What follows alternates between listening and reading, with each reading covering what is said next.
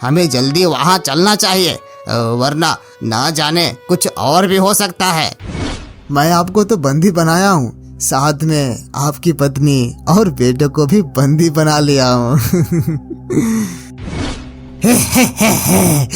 आजादी, आजादी, आजादी।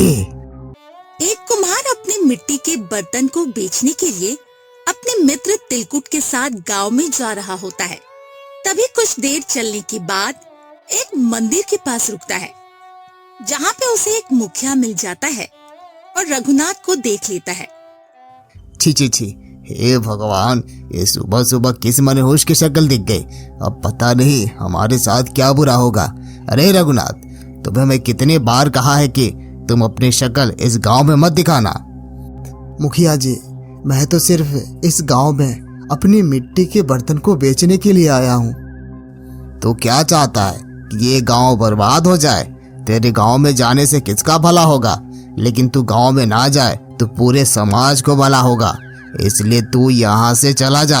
अगर फिर मैंने तुझे इस गांव के आसपास भी देखा तो सोच लेना, इस गांव से तो क्या, इस राज्य में भी नहीं रह पाएगा।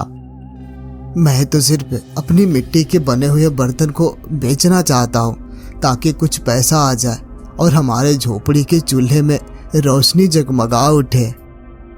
लगता है तू ऐसे नहीं मानेगा।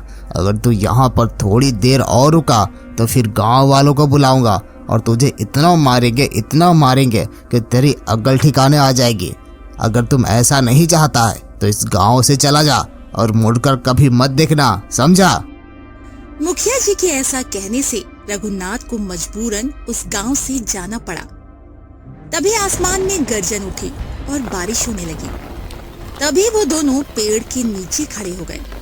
तभी वो तिलकुट बोलता है, अरे मालिक, ये मुखिया कितना बदमाश है। आप गांव में एक कदम रखे भी नहीं, ये पहले ही टोक देता है। और ना जाने भगवान की क्या मर्जी थी कि वो बारिश भी कर दिए। अगर ऐसा चलता रहा तो हम ज़्यादा दिन तक जीवित नहीं रह पाएंगे। क्या खाएंगे, क्या खिलाएंगे? मुझे तो लगता है ये गांव को त्याग कर दूसरे गांव में शरण लेना पड़ेगा। अब हमारी बिक्री ही नहीं होगी तो जीवन कैसे चलेगी? कुछ देर बाद बारिश बंद हो जाती है और वो घर की ओर निकल जाते हैं। तभी वहां पर एक उड़ती हुई पक्षी आती है और रघुनाथ से कहती है, रघुनाथ, रघुनाथ, हमारे जंगल में एक स्त्री फंसी हुई है और वो बहुत चिल्ला रही है, जैसे कि मानो वो मौत के मुंह में तुरंत ढल जाएगी। जल्दी हमें वहां चलना चाहिए। अरे ये कौन है और इस जंगल में क्या करने आई है? रघुनाथ, ये सवाल जवाब करने का समय नहीं है। हमें जल्दी वहां चलना चाहिए, वरना ना जाने कुछ और भी हो सकता है। ठीक है, चलो। तभी वो पक्षी के पैर पकड़कर उस जंगल में जाने लगता है। तभी वो देखता है एक स्वर्ण पहनी हुई स्त्री पेड़ पर चढ़ी हुई है और चारों तरफ जंगली जानवर घेरे हुए हैं। रघुनाथ विचलित हो जाता है। तभी वो अपनी एक हाथ से उस स्त्री को पकड़ता है और अपनी कुटिया की तरफ चल देता है। अरे आपने मुझे बचा लिया। अगर आज आप ना होते तो वो जानवर मुझे खा जाता। तुम तो राजघराने से लगती हो। आखिर आप इस जंगल में क्या कर रही थी? मैं अपने पिताजी के दिए गए सवाल का जवाब ढूंढने के लिए आई थी। ऐसा कौन सा सवाल था जो इस जंगल में मिलेगा?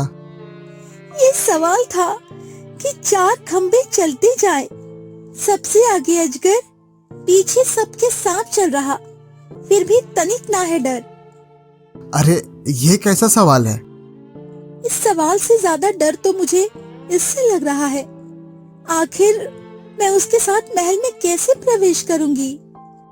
तभी उसकी नजर एक व्यक्ति पर पड़ती है जो अपने हाथी पर सवार होकर जंगल पार कर रहा था। तभी उसके मन में 4 खंभे, एक अजगर, एक सर्प झलका। अरे इसका जवाब तो हाथी है। हाथी? आखिर मैं हाथी को राजमहल में किस प्रकार लेकर जाऊंगी? आप चिंता ना करें, मैं इसका उपाय अभी तुरंत करता हूँ। तभी वो महावत के पास जाता है और उससे बातचीत करता है। वो महारानी उस हाथी पर बैठकर अपने राज्य महल की तरफ निकल जाती है। जैसे ही वो पहुंचती है, वहां का सैनिक देखकर अचंभित हो जाते हैं और राजा के पास सूचना पहुंचा देता है। तभी राजा अपनी पुत्री के पास आए और ये देखकर बहुत खुश हुए। अरे पुत्री, तूने तो सिर्फ सवाल ही नहीं ढूंढा, उसके साथ साथ जवाब को उठाकर ला दिया। मैं तुमसे बहुत प्रसन्न हूँ और तुम्हारी बुद्धिमानी किसी राजा बनने वाले व्यक्ति से कम नहीं है। उधर जंगलों में आग लग चुकी थी। तभी रघुनाथ सोचता है, अरे उधर धुआं कैसा उठ रहा है? उधर तो मेरी झोपड़ी है, कहीं हमारी झोपड़ी में आग तो नहीं लग गई? रघुनाथ दौड़ते हुए अपने घर की तरफ निकल जाता है। तभी वो देखता है उसकी झोपड़ी में आग लगी हुई है और वहाँ पर दो लोग मशाल लेकर खड़े हैं। अरे तुम दोनों, मैंने क्या कर दिया? आखिर मैं तुम्हारा क्या बिगाड़ दिया था जो तुमने हमारे झोपड़ी में आग लगा दिया? अरे मनहूस, तूने तो आज बड़ा अनर्थ कर दिया। आज मना करने के बाद भी तुमने गांव में कदम रखा। जब सुबह सुबह मुखिया जी ने तुम्हें देखा और जब वो घर गए तो देखा कि गांव के 5 पुरुष, 5 महिला और 5 बच्चे पानी के दलदल में फंस चुके थे, जिन्हें निकालना मुश्किल हो गया था। इसलिए हमने बदला लेने के लिए तुम्हारी झोपड़ी में आग लगा दी। तो तुम ये कहना चाहते हो कि सिर्फ हमारे चेहरे देखने से मुखिया जी के गांव के लोग दलदल में फंस गए? हाँ, मैंने अपना काम कर दिया। अब मैं चलता हूँ। तुम इस गांव में दोबारा दिख मत जाना, समझा? शायद मुझे उस गांव में नहीं जाना चाहिए था। अगर आज मैं ना गया होता तो शायद हमारी झोपड़ी ना जली होती। छोड़ो, अब जो हो गया सो हो गया, पर फिर से झोपड़ी बनानी पड़ेगी। रघुनाथ फिर से झोपड़ी बनाने लगता है और अगले दिन तक झोपड़ी भी बना लेता है। हाँ, आखिरकार अब ये काम खत्म हुआ। अच्छा हुआ कि उन्होंने हमारी सिर्फ झोपड़ी ही जलाई थी। झोपड़ी बनाना तो कितना आसान है। अगर उन्होंने मुझे राज्य से निकाल दिया होता तो पता नहीं हमारा क्या होता। तभी वहाँ पर मुखिया आते हैं और कहते हैं, तुमने सही कहा, शायद झोपड़ी बनाना बहुत ही आसान है और इसीलिए तुमने जो किया उसकी इतनी छोटी सजा तो नहीं हो सकती है ना। मैं कुछ समझा नहीं मुखिया जी, आप कहना क्या चाहते हैं? अभी समझाता हूँ। तुम्हें तो याद ही होगा कि हमने तुम्हें गांव आने से मना कर दिया था, फिर भी तुम कल सुबह गांव आए।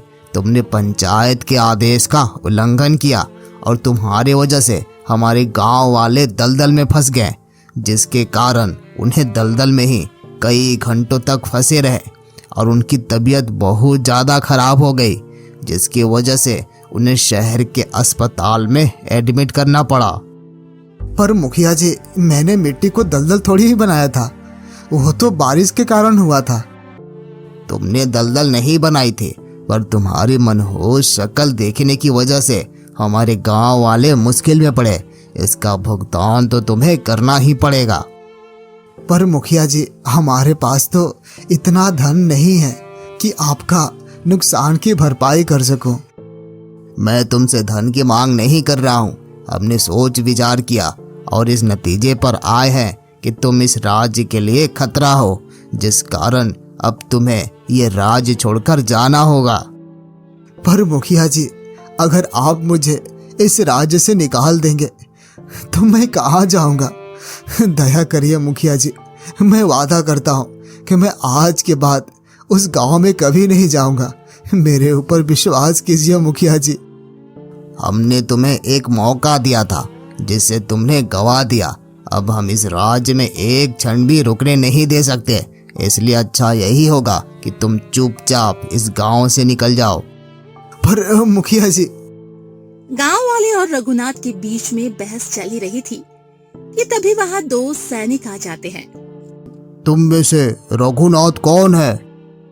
ये जो आपके सामने मनहूस खड़ा है, यही रघुनाथ है। अच्छा, तो आप है रघुनाथ, तो आप हमारे साथ चलिए। राजा ने आपको राजमहल में बुलाया है। देखा रघुनाथ, तुम्हारी मनहूसियत तो राजमहल तक पहुंच गई है। हम तो फिर भी यहाँ से जाने दे रहे थे, लेकिन लगता है कि तुम्हारी वजह से कुछ बहुत बुरा हुआ है, जिसकी वजह से महाराज ने तुम्हें महल बुलाया है। मुझे तो लगता है तुम्हारी मनहूसियत के लिए जरूर फांसी की सजा देने वाले हैं। नहीं नहीं नहीं, आप गलत समझ रहे हैं। इन्होंने कुछ नहीं किया है। इन्हें तो महल इसलिए बुलाया जा रहा है क्योंकि राजकुमारी ने इन्हें वर के रूप में चुना है और इनसे विवाह करना चाहती है। ये कैसा बकवास कर रहे हैं? ये मनहूस और राजकुमारी का होने वाला पति है। मैं कोई बकवास नहीं कर रहा हूँ, ये सच है। अब आप चलिए रघुनाथ जी, आपको जल्दी से जल्दी राजमहल में बुलाया गया है। जी चलिए। तभी सभी लोग राजमहल में राजा के पास जाते हैं। हाँ, तो यही है वो शख्स जिसके विषय में आप बात कर रही थी राजकुमारी। जी पिताश्री, यही है जिससे मैं विवाह करना चाहती हूँ। एक बार फिर से सोच लीजिए महारानी। मैंने सोच लिया है पिताश्री। महाराज बिल्कुल उचित कह रहे हैं राजकुमारी, एक बार सोच लीजिए, क्योंकि शायद आपको पता नहीं होगा ये रघुनाथ मनहूस है। मुझे ये बात भली भांति पता है मुखिया जी। क्या कहा? पता है? तो आप इससे विवाह क्यों करना चाहती हो? क्योंकि मैं अंधविश्वास को नहीं मानती मुखिया जी। रघुनाथ एक मनहूस है, ये एक अंधविश्वास है। इसके अतिरिक्त और कुछ नहीं। और इस राज्य की राजकुमारी होने के नाते इस अंधविश्वास को खत्म करना हमारी जिम्मेदारी है। आप गलत सोच रही हैं राजकुमारी, ये कोई अंधविश्वास नहीं है। ये रघुनाथ जिसके भी साथ रहता है उसके साथ कुछ न कुछ अवश्य ही बुरा होता है। अभी भी वक्त है, आप इसे राज्य से निष्कासित कर दीजिए, अन्यथा ये एक दिन हमारे राज्य के लिए बहुत बड़ा संकट बन सकता है। ये सच नहीं है मुखिया जी। आपने कहा कि रघुनाथ जिसके साथ रहते हैं उसके साथ कुछ न कुछ बुरा जरूर होता है, और वो रघुनाथ ही है जिन्होंने हमारी जान बचाई थी। आपकी जान बच गई थी? हम कुछ समझे नहीं। जब हमारे पिताजी ने पहेली सुलझाने के लिए जंगल में भेजा था, तो उसी दौरान कुछ खूंखार जानवर ने हमें मारने के लिए घेर लिया और हम पूरी तरह से डर चुके थे। लेकिन अचानक पक्षी के सहारे हमारे पास आए और हमें उस भयभीत जगह से निकाले और फिर सुरक्षित जंगल में भी लाया। अगर वो आज न आए होते तो मैं आप सबके सामने नहीं होती। अगर ये सच में मनहूस होते तो हमें इससे भी बड़े संकट में फंसना चाहिए था ना। इनसे मिलने से तो संकट आने की बजाय संकट टल गया। ये आप क्या कह रही हैं राजकुमारी जी? हमें तो अभी भी विश्वास नहीं हो रहा। आप एक बार फिर से पुनः सोच लीजिए, कहीं लेने का देने ना पड़ जाए। हमने सोच लिया है, जो होगा देखा जाएगा। तो ठीक है रघुनाथ, आज से तुम हमारे साथ ही राजमहल में रहोगे। तभी वहाँ से सभी गांव वाले और राजा चले जाते हैं। अच्छा राजकुमारी जी, आपने ऐसा क्यों किया? हम तो आपका सिर्फ कर्ज उतारना चाहते हैं जो अपने उन जानवरों से जान बचाई थी। पर राजकुमारी, अगर हमारे यहाँ होने से कुछ बुरा हुआ तो? आप इतना मत सोचिए, ऐसा कुछ नहीं होगा। आप भरोसा रखिए, बस आज का दिन किसी तरह पार हो जाए, उसके बाद आपके सर से मनहूस होने का दाग खत्म हो जाएगा। राजकुमारी के ऐसा कहने के बाद रघुनाथ बहुत ही बेचैन हो गया था और वो रात भर सो भी नहीं पाया। पूरे एक दिन बीत जाते हैं पर कुछ भी बुरा नहीं होता और अगले दिन फिर से मुखिया जी गांव वालों के साथ आ जाते हैं। मैंने कहा था ना कि रघुनाथ मनहूस नहीं है। अब तो पूरे एक दिन गुजर चुके हैं और ऐसा कुछ नहीं हुआ जिससे आप रघुनाथ को मनहूस कह सकते हैं। पर मुझे अभी भी इस मनहूस पर भरोसा नहीं है। जब ये पैदा ले रहा था तभी अपनी माँ को खा गया, इसलिए हमारा मानना है कि भले ही आज कुछ नहीं हुआ है पर आगे भी कुछ नहीं होगा। क्या आप ये दावे के साथ कह सकती हैं? बस मुखिया जी, बहुत हुआ। मुझे विश्वास नहीं हो रहा है कि आप एक मुखिया होकर ये सब बातों पर विश्वास करते हैं। अब भला किसी को मनहूस कैसे कह सकते हैं? इसी ने हमारी पुत्री की जान बचाई है, चाहे कुछ भी हो जाए। मैं इसे मनहूस कभी नहीं मानने वाला। पर महाराज, आप बात को नहीं समझ रहे हैं। दोनों के बीच बहस चल ही रही थी। अचानक एक सैनिक आता है और कहता है, अनर्थ हो गया महाराज, अनर्थ हो गया। अनर्थ हो गया? क्या अनर्थ हो गया? महाराज, राजा विजय सिंह की सेना ने पूरे राजमहल को घेर लिया है। ये क्या बोल रहे हो? भला इतना सैनिक होते हुए भी कोई राजमहल को कैसे घेर सकता है? देखा महाराज, मैंने कहा था ना, ये रघुनाथ मनहूस है। अब हो गया ना साबित। इस राजमहल के तरफ कोई आंख उठाकर भी नहीं देख सकता था। आज उसी ने राजमहल को घेर लिया, वो भी तब जब ये मनहूस आपके राजमहल में आया है। ये तो इत्तेफाक नहीं हो सकता है ना महाराज। वहाँ के सभी लोग शांत हो जाते हैं। तभी रघुनाथ राजा से कहता है, महाराज, मैं मनहूस हूँ या नहीं, इसका निर्णय आपको लेना है। लेकिन इस राज्य को विजय सिंह से बचाना हमारा कर्तव्य है, इसलिए मैं चलता हूँ। ये सुनकर सभी लोग चौंक जाते हैं। आखिर ये अकेला विजय सिंह राजा से कैसे लड़ सकता है? तभी वो पक्षियों के माध्यम से राजा विजय सिंह के पास कुछ सैनिकों के साथ पहुंचता है और उन्हें घेर लेता है। तुम मुझे बंदी बनाकर क्या करोगे? तभी रघुनाथ उसके कान में कहता है, मैं आपको तो बंदी बनाया हूँ, साथ में आपकी पत्नी और बेटे को भी बंदी बना लिया हूँ। क्या? जो आपने किया वही मैं किया, लेकिन आप दूर से किए और मैं सामने से किया।